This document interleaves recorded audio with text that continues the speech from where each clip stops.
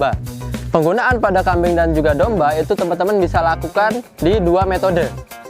Yang pertama, kita bisa digunakan atau dicampurkan pada hijauan pakan.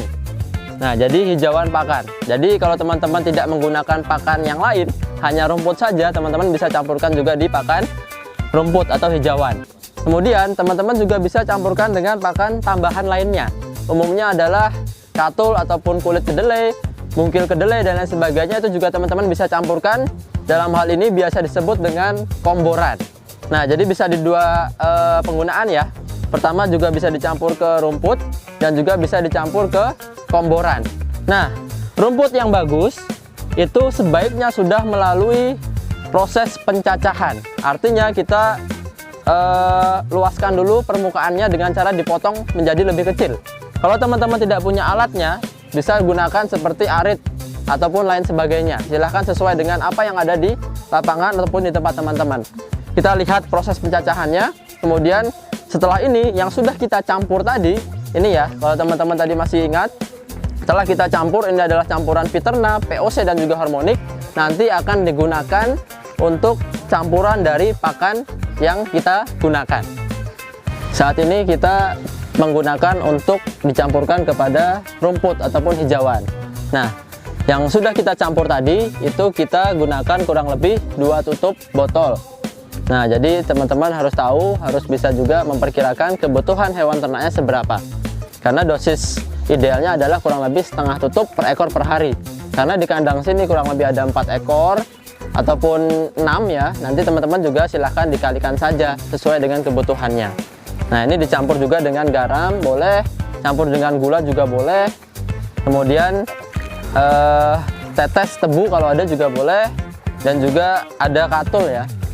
Nah, jadi kita coba buat pakan yang lengkap. Nah, jadi bukan hanya seratnya tapi juga ada karbohidratnya, sehingga si kambing itu sudah cukup nutrisinya. Nah, ini dicampur secara merata dulu. Sekarang kita siramkan. Boleh pakai alat, boleh pakai tangan. Ya. Nah, pencampuran ini boleh pakai tangan ya, biasa saja. Boleh pakai alat ataupun pakai tangan boleh. Yang penting dicampur secara merata, menyeluruh.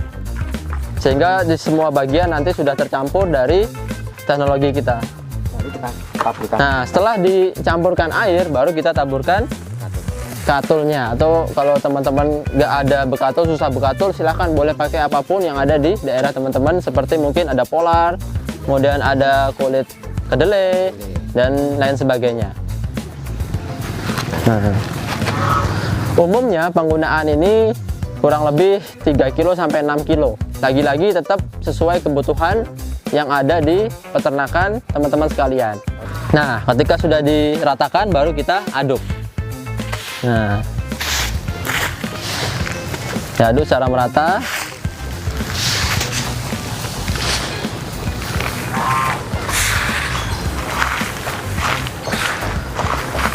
Nah, jadi semua sisi harus tercampur ya.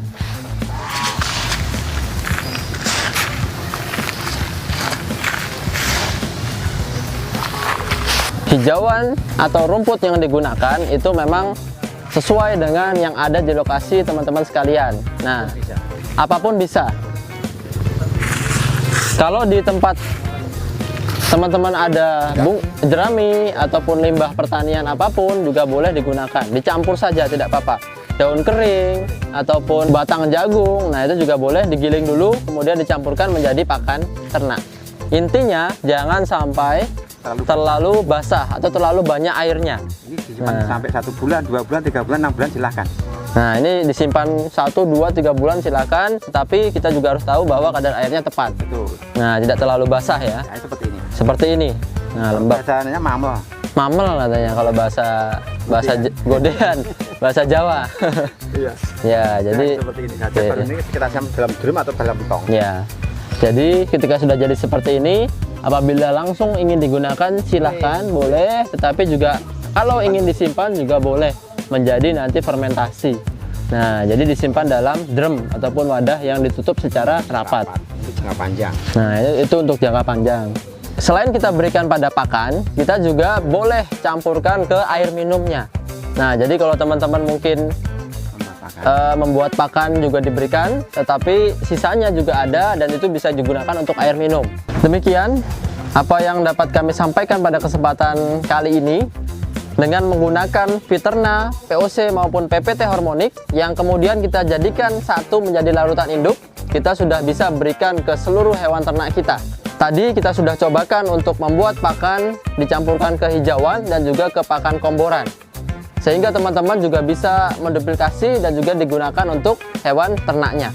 Semoga apa yang kami sampaikan pada kesempatan hari ini bisa bermanfaat. Demikian dari kami, tetap semangat, tetap sehat, dan semangat pagi.